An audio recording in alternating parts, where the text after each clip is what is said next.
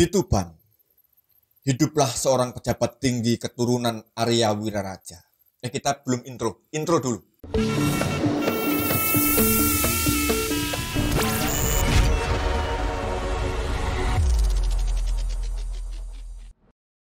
Di Tuban, hiduplah seorang pejabat tinggi keturunan dari Arya Wiraraja.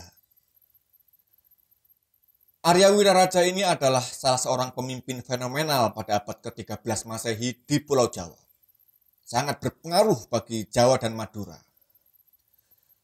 Arya Wiraraja pernah ikut andil dalam mengatur strategi kejatuhan kerajaan Singosari. Dia juga ikut andil di kematian Prabu Kertanegara. Pernah koalisi dengan Raden Wijaya dalam rangka penaklukan Kediri. Dan beliau juga inisiator pendirian kerajaan Majapahit. Portofolio beliau ini ngoncer banget lah pokoknya. Arya Wiraraja ini punya anak. Anaknya namanya Arya Adhikara. Atau ada yang menyebut Arya Dikara. Tepat pada saat Arya Dikara berada di puncak karir sebagai Adipati Tuban, menggantikan pendahulunya. Saat itu hidup pula lah seorang pendakwah Islam yang bernama Syekh Abdul Rahman, yang kemudian berhasil mengislamkan Arya Dikara. Kemudian Syekh Abdul Rahman ini mengawini putri dari Arya Dikara yang bernama Raden Ayu Arya Teja. Setelah merit, nama Abdul Rahman populer dengan panggilan Arya Teja. Dari perkawinan itu guys, kemudian beliau berdua punya anak yang diberi nama Arya Wilatikta. Nama lainnya adalah Raden Sahur yang kemudian menikahi Dewi Nawang Arum. Beberapa saat kemudian, Arya Wilatikta dan istrinya kemudian dikaruniai seorang anak laki-laki yang diberi nama Raden Sahid. Anak laki-laki inilah yang akan jadi buah bibir pada edisi kali ini. Raden Sahid guys, sebagai anak kecil yang hidup di lingkungan keraton, tidak membuat dia jadi anak yang manja. Dia punya rasa ingin tahu yang besar terhadap segala sesuatu. Dia juga lebih suka kehidupan yang bebas, yang tidak terikat oleh protokol dan adat istiadat ningrat. Raden Sahid kecil gemar bergaul dengan segala lapisan masyarakat. Dia nggak sungkan main lato-lato dengan teman sebayanya dari kalangan rakyat jelata. Karena pergaulannya yang supel itulah guys, Raden Sahid akhirnya banyak mengetahui seluk-beluk kehidupan masyarakat Tuban. Di usia yang menginjak remaja, katakanlah di usia 10-12 tahun gitu ya, dia sudah bisa melihat sesuatu yang untuk anak seusianya seharusnya nggak kelihatan, yaitu ketidakadilan. Raden Sahid banyak melihat praktek nggak wajar dari para oknum pejabat Kadipaten Tuban, terutama para pejabat pajak. Rakyat kecil guys, yang kala itu sudah cukup menderita karena musim kemarau panjang dan juga harga bahan pokok yang semakin melambung tinggi. Malah mereka harus membayar pajak yang tidak sesuai ketentuan, bahkan jauh dari kemampuan mereka. Seringkali jatah persediaan mereka untuk menghadapi musim panen berikutnya dipungut dan disita paksa oleh penarik pajak.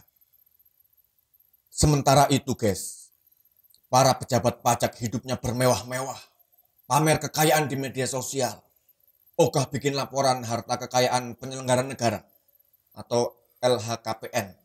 Nggak mau mereka. Bahkan ada pejabat pajak yang punya anak, mainannya aja Rubicon. Gebar-gebar Harley Davidson di jalanan kayak jagoan banget gitu. Bahkan anak ini mukulin anak orang seenak-enaknya sampai koma bro. Pejabat pajak ini guys punya rumah di kawasan elit, super elit, harganya puluhan miliar. Kabarnya sudah ditangkap KPK. Bongkok. Berbekal rasa keadilan dan keberpihakan kepada rakyat, suatu hari dia menghadap ayahanda. Wahai ayah, kata Raden Sahid, rakyat tahun ini sudah semakin sengsara akibat banyak yang gagal panen. Mengapa mereka harus dibebani dengan pajak yang tinggi? Di manakah hati nurani ayah? Apa ayah tidak kasihan dengan penderitaan mereka? Adipati Wilatikta menatap tajam ke arah putranya. Begini anakku. Saat ini kerajaan induk kita, yaitu kerajaan Majapahit, sedang butuh dana yang sangat besar. Apalagi musim pilpres, Tumenggung Wilatikta mencoba memberikan pencerahan. Tapi rakyat kecil jangan jadi korban dong ya. Setelah dicecar pertanyaan dari anaknya, wajah Tumenggung Wilatikta pun berubah menjadi merah. Baru kali ini Raden Said membuat ayahnya marah. Raden Said tahu diri, guys. Sambil bersungut-sungut dia merunduk dan kemudian mengundurkan diri dari hadapan ayahnya yang sedang marah itu. Dan memang betul, Majapahit waktu itu sedang butuh dana besar. Karena negeri itu sering menghadapi kekacauan. Ya pemberontakan, ya perang saudara, dan lain-lain. Raden Said pun semakin hari semakin terusik rasa keadilannya, guys. Kalau malam-malam sebelumnya dia sering berada di dalam kamar untuk baca Al-Quran misalkan. Maka sekarang dia mulai sering keluar rumah. Dan malam itu, guys, Raden Said punya sebuah rencana besar. Saat menjaga gudang logistik Kadipaten ketiduran, Raden Said mengendap-endap. Kemudian dia mengambil sebagian hasil bumi yang ditarik dari rakyat itu, yang untuk disetorkan ke Majapahit. Dia ambil untuk dia bagi-bagikan kepada rakyat yang miskin. Keesokan harinya, guys, tentu saja rakyat miskin yang dapat bansos misterius itu kaget bercampur gira mendapatkan rezeki yang gak terduga-duga. Meskipun mereka tidak pernah tahu siapa yang memberikan rezeki itu. Sebab Raden Said melakukannya di malam hari secara sembunyi-sembunyi. Dan yang kaget ternyata bukan cuma rakyat miskin, guys. Para penjaga gudang bukan main. Ketar-ketir juga, bos. Soalnya semakin hari barang-barang logistik semakin menipis. Sementara mereka tidak punya bukti pengeluaran yang konkret. Mereka tentu langsung berupaya untuk mencari tahu siapa si pencuri sebenarnya. Maka pada suatu malam, Komandan Security meningkatkan pengawasan. Dan benar, guys, ada seseorang dalam bayangan gelap membuka pintu gudang. Setelah diteliti, hampir nggak berkedip mata penjaga itu. Mereka hampir tidak percaya. Ternyata pencuri itu adalah Raden Said, anak dari majikannya sendiri.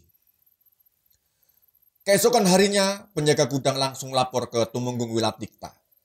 Dia nggak lupa bahwa rekaman CCTV sebagai bukti yang konkret. Setelah mendengar laporan dan menganalisa bukti-bukti yang relevan, Tumenggung Wilatikta memanggil Raden Said ke ruang kerjanya. Ini kedua kalinya Tumenggung Wilatikta marah kepada Raden Said. Kamu bikin malu kamu. Ayah kurang apa, nak? Kurang apa? Apa ayah pernah ngelarang kamu makan di sini seenak-enaknya? Gak pernah kan? Hah? Bikin malu papa kamu. Aduh, bener-bener kamu, nak. Aduh, kusut. Dia ngomel gak karu-karuan. Dan pada akhirnya, Raden Said diusir dari rumah. Minggat kamu dari sini. Raden Said pun keluar dari ruangan sambil berteriak. Hidup rakyat! Kemanakah Raden Said setelah diusir dari Kadipaten Tuban? Awalnya dia mengembara tanpa tujuan pasti, guys. Namun pada akhirnya, dia menetap di hutan Jatiwangi. Sekarang posisinya antara Rembang dan Kudus. Kalau nggak salah loh ya. Di hutan Jatiwangi, Raden Said justru lebih leluasa melancarkan aksi bagi-bagi sembako misterius. Malah dia bisa meningkatkan statusnya sebagai pelaku kriminal. Kalau sebelumnya cuma nyolong, maka sekarang rampok. Tapi harta hasil rampokan itu nggak pernah dimakan sendiri. Tetap dibagi-bagikan kepada masyarakat miskin yang butuh. Di hutan Jatiwangi, guys, dia menyebut dirinya sebagai Branda Lokajaya. Dan nama itu kemudian jadi hantu yang mengerikan bagi siapapun. Bagi saudagar-saudagar yang melintasi jalur Jatiwangi.